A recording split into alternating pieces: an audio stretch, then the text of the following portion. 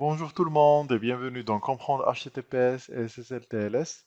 Alors on va commencer un nouveau chapitre sur tout ce qui est SSL TLS et HTTPS au niveau de FortiWeb. Et bien sûr c'est un volet qui est très important parce qu'on va utiliser la clé et aussi on va voir comment ça se passe au niveau du HTTPS et comment peut-on utiliser HTTPS sur du FortiWeb.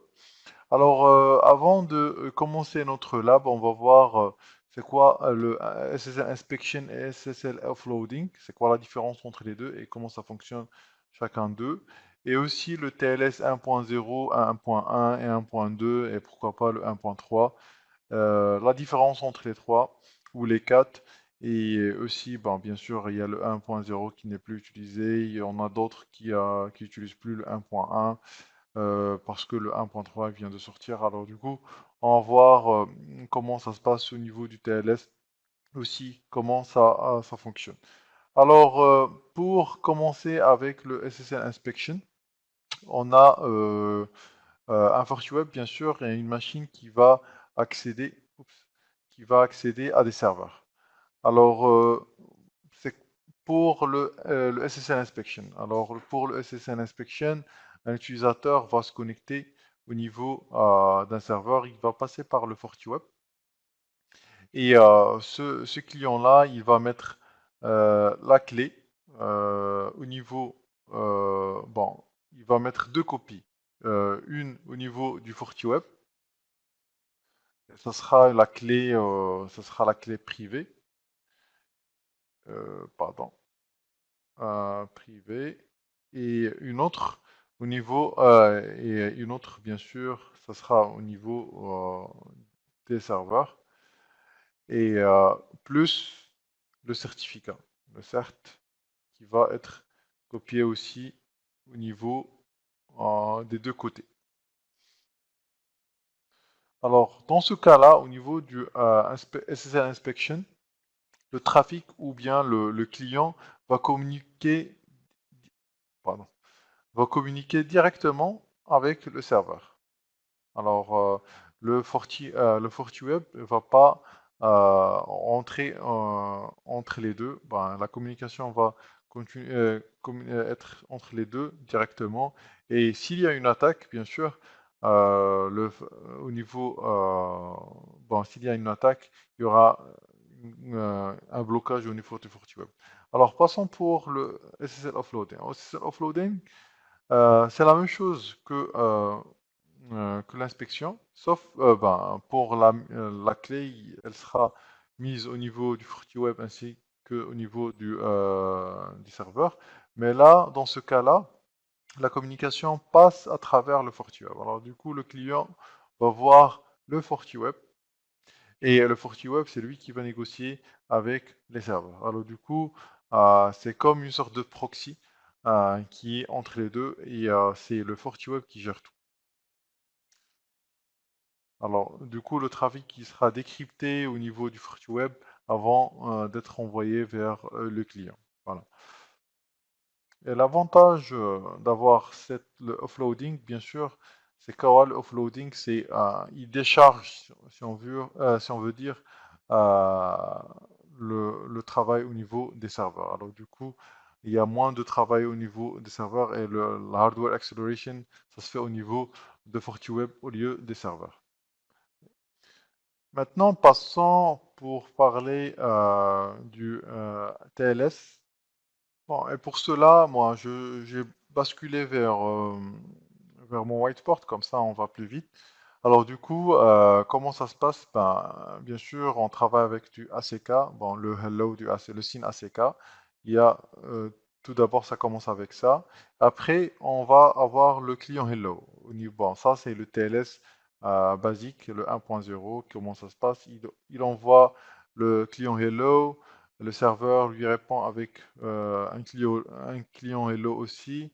Alors du coup, le client va répondre qui- avec le serveur, avec le cryptage qui possède ou la liste des cryptages qu'il peut utiliser pour communiquer. Alors, le serveur lui répond avec une clé. une clé qui est partagée.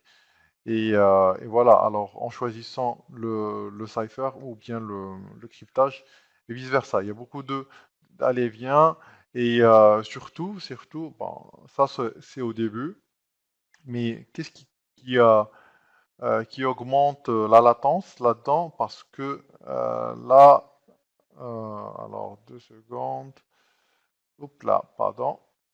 Qu'est-ce qui augmente la latence là-dedans? C'est que quand à chaque fois, le client va envoyer des requêtes. Alors par exemple, une page HTML là-dedans, il va envoyer à chaque fois ben, une image. Quand il clique là sur ça, le texte, l'image, le texte et vice-versa. Alors par contre, sur la version 1. À partir de la version 1.1, 1.2, c'est le serveur anticipe. Et qu'est-ce que ça veut dire par rapport au anticipe? Il commence, bon, il sait que quand tu vas accéder à la page, par exemple, login .php, alors du coup, le serveur va commencer à envoyer tous les éléments, les images, le texte, les boutons, et comme ça, le serveur anticipe ces envois-là, comme ça, on a moins de latence là-dedans. Alors, qu'est-ce qu'il y a du nouveau au niveau de la version 1.3? Bon, 1.3, c'est surtout au début, c'est que quand on a parlé, il envoie le hello. Alors, au début, quand il envoie le hello, il envoie aussi le cipher. Alors, le cipher, bon, tout ce qui est le- l'algorithme avec lequel il va faire le cryptage. Et quand il va envoyer le hello, le cipher avec la clé. Comme ça, il va envoyer la liste des ciphers qu'il possède, le client. Bah, pas le hello, mais la liste des ciphers et plus la clé. Du coup, le serveur va automatiquement crypter la clé avec et en choisissant le cryptage qu'il veut mettre en place. Dans le iOS ou un truc comme ça, il va choisir, il va envoyer la clé cryptée avec ce cryptage-là. Bon. Ça, on saute une étape parmi d'autres.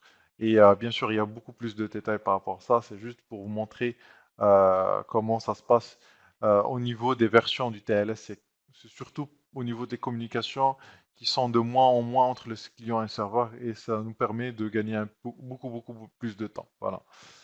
Alors, sans plus tarder, on va voir comment ça se passe au niveau de HTTPS et TLS, SSL TLS au niveau du FortiWeb. Je vous dis à tout de suite sur notre lab pour commencer un nouveau lab du TLS SSL. À tout de suite. Bon, voilà, je suis sur mon lab.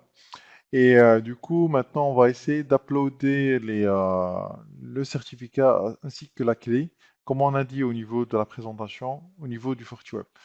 Euh, Alors, moi, j'ai généré un certificat ben, auto-signé avec une autorité de certification que j'ai générée en local.